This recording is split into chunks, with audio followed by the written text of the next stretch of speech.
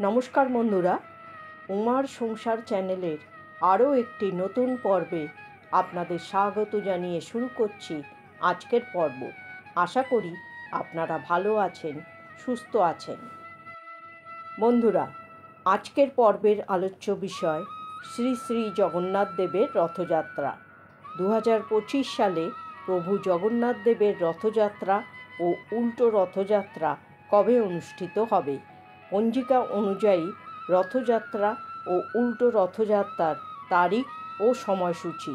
এর সাথে সাথে আরও জেনে নেব রথযাত্রার দিন কোন কোন কাজগুলি করলে জগন্নাথ দেবের কৃপায় আপনার সংসার সুখ ও সমৃদ্ধিতে ভরে উঠবে। চলুন জেনে নেওয়া যাক আজকের পর্ব থেকে। পর্বটি শুরু করার আগে উমার সংসার চ্যানেলটিকে সাবস্ক্রাইব করে বেল আইকনটি প্রেস করুন, লাইক, কমেন্ট, শেয়ার করুন। পর্বটি অবশ্যই শেষ পর্যন্ত দেখতে থাকুন।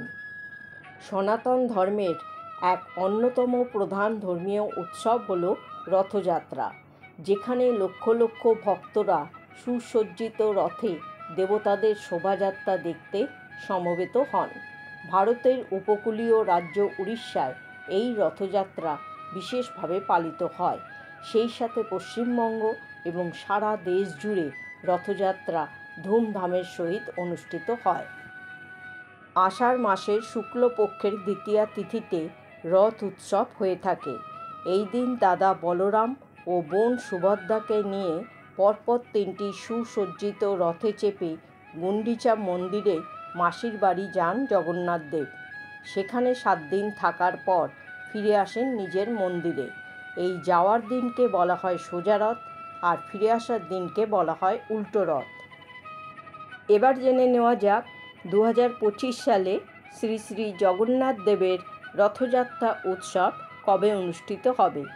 2025 সালে রথযাত্রা উৎসব অনুষ্ঠিত হবে আগামী 27শে জুন 2025 শুক্রবার।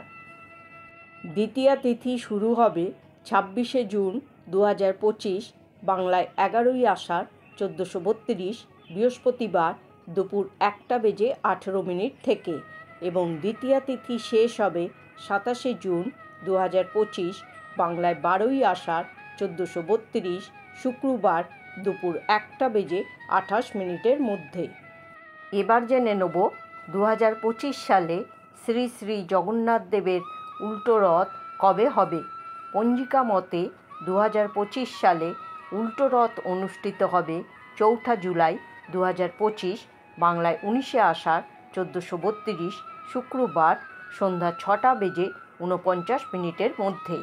এই সময়ের মধ্যে জগন্নাথ দেবের উল্টো রথযাত্রা সমাপ্ত হবে। এবার জেনে নেওয়া যাক রথযাত্রার দিনে কোন কোন কাজগুলি করবেন।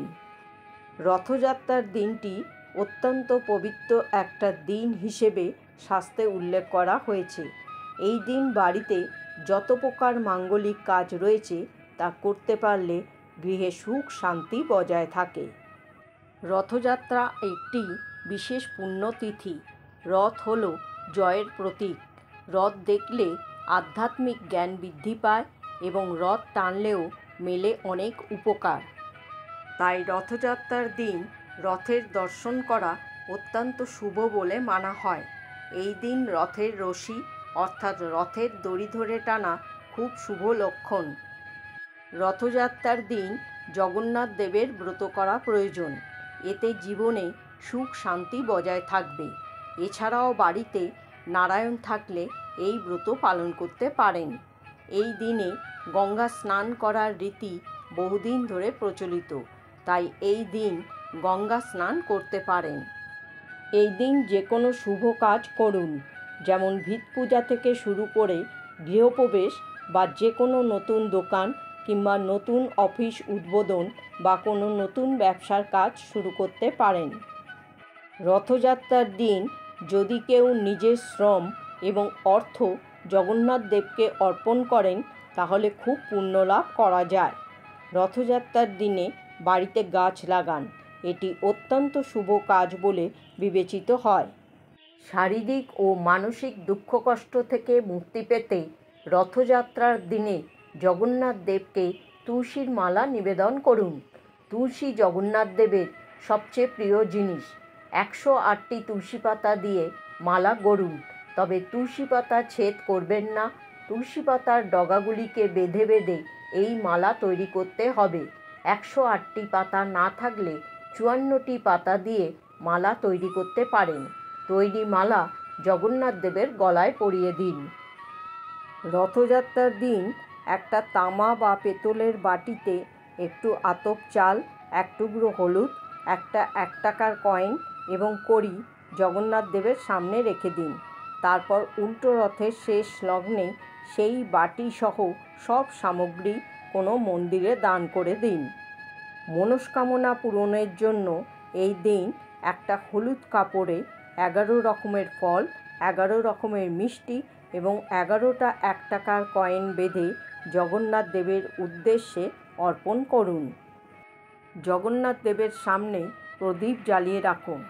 বাড়িতে জগন্নাথ দেবের মূর্তিতে সাদা বা হলুদ ফুল দিয়ে সাজালে উপকার পাবেন। এছাড়াও রথের দিন দান ধ্যান করলে শুভ ফল পাওয়া যায়। গরিব অভাবী মানুষদের কিংবা শিশুদের হাতে সাধ্যমতো খাবার দাবার তুলে দিন। জীবনের দুঃখ দুর্দশা দূর করতে রথের দিন করুন এই কাজগুলি। বন্ধুরা, আজকের পর্বটি এত দূরই। সকলে ভালো থাকুন, সুস্থ থাকুন। জয় শ্রীকৃষ্ণ। রাধে রাধে।